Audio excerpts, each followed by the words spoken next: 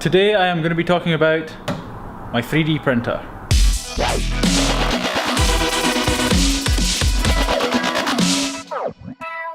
Before I talk about this 3D printer, I want to talk about this. Now, this is a chunk of titanium, as you can see, a fairly solid chunk. I may have shown you this before. This is what my titanium and carbon fiber wallet is machined out of, a solid chunk of titanium, and we machine away like somewhere between 80 or 85% of the material and left with this like ultralight frame. It's still at the final prototyping stages.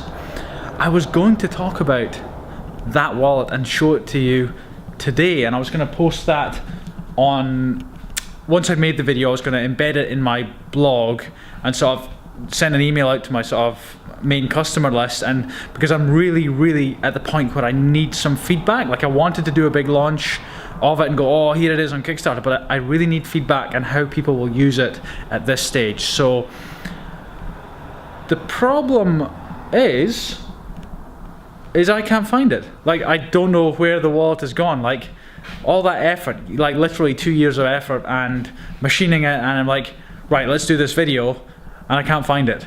I think it might be in the other car, in my other car, or in the house somewhere.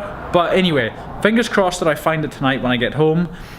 And in the meantime, we'll talk about this 3D printer. I'm gonna sit down for this. This 3D printer is made by Mankati, M-A-N-K-A-T-I. In fact, I'll show it to you.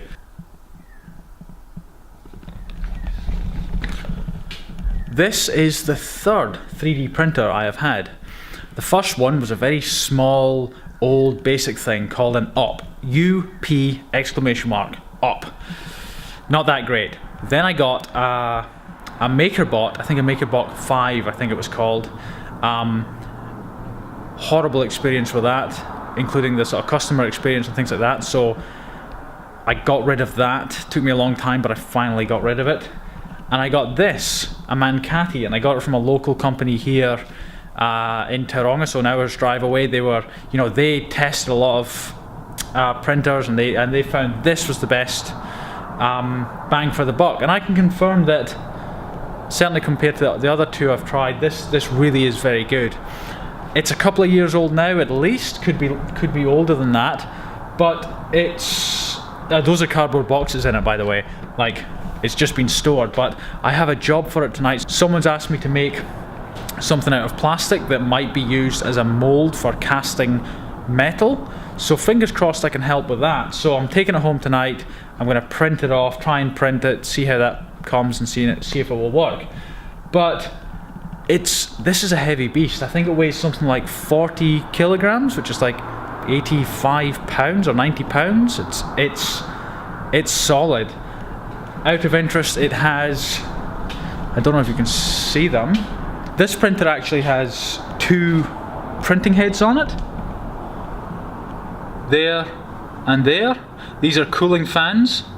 On the back you can see 2 reels of, I think it's PLA plastic. These feed up through here and print out here.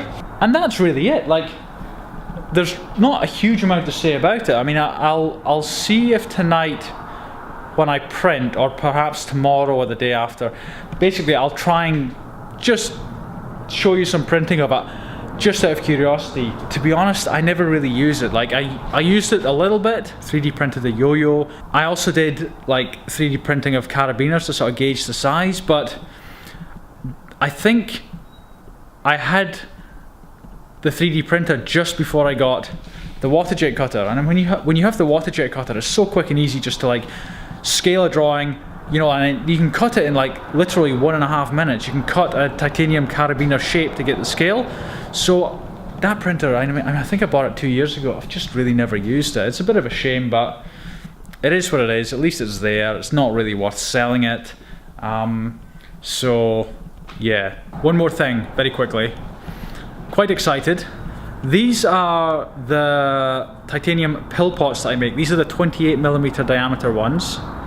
You may have seen them on my website. You may own them yourself. Some people that watch these videos definitely do.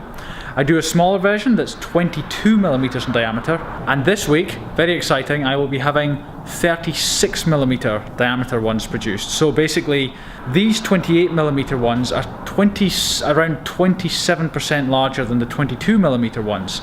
The 36mm ones are 27% larger than these. So I've been asked over and over for larger pill pots, larger than these 28mm diameter ones, and it's finally happening. So I thought I'd share that with you, and hopefully later on in the week I'll have something to show you with those.